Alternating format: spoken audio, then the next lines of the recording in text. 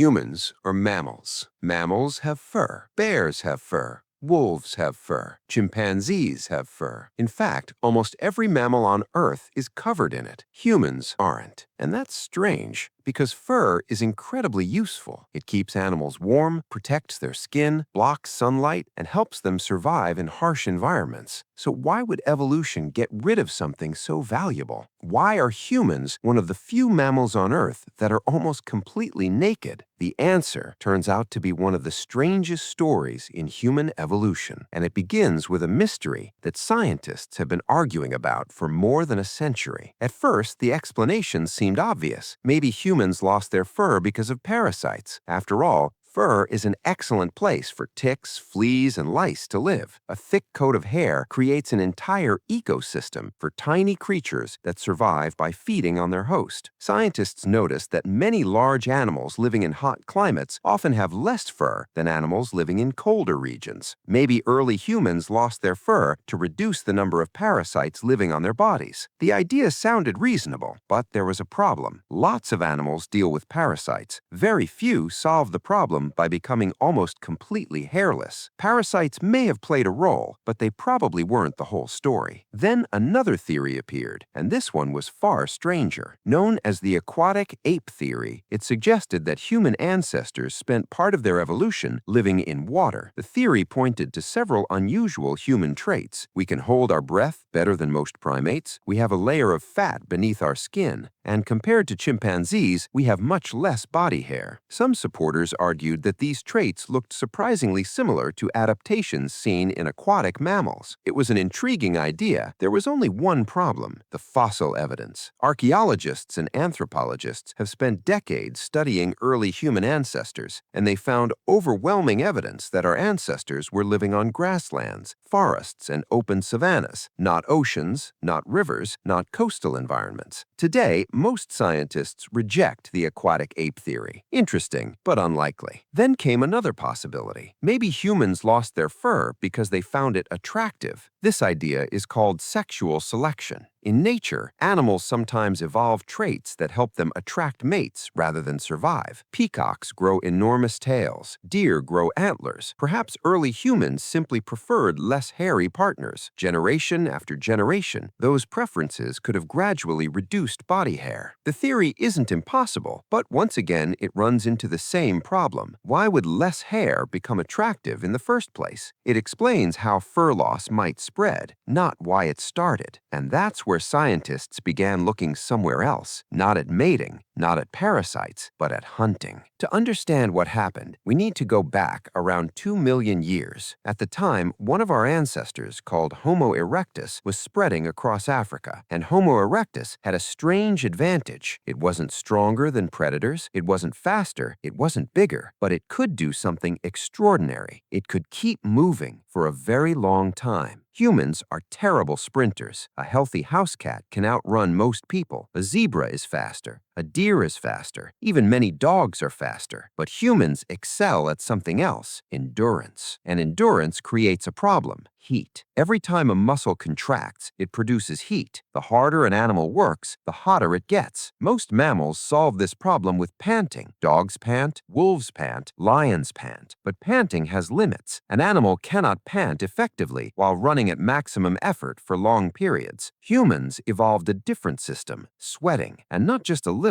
Humans have between 2 and 5 million sweat glands spread across their bodies, far more than most mammals. When sweat evaporates, it carries heat away from the skin, essentially creating a biological cooling system. But there is a catch. Fur and sweating don't work well together. Imagine wearing a thick winter coat while trying to cool yourself with water. The water gets trapped, evaporation slows, cooling becomes less effective. A body covered with thick fur struggles to take full advantage of sweating. And this is where everything changed. Around 2 million years ago, early humans began relying more heavily on a hunting strategy known as persistence hunting. Instead of chasing prey with bursts of speed, they chased it with endurance. A hunter would follow an animal for hours, sometimes under the brutal African sun. The animal would sprint away, rest, run again, rest again. Meanwhile, the human kept walking, kept jogging, kept following, hour after hour. The prey remained faster, but it had a problem. It couldn't cool itself as efficiently. Eventually, its body temperature rose to dangerous levels. The animal overheated, collapsed, and the hunter simply walked up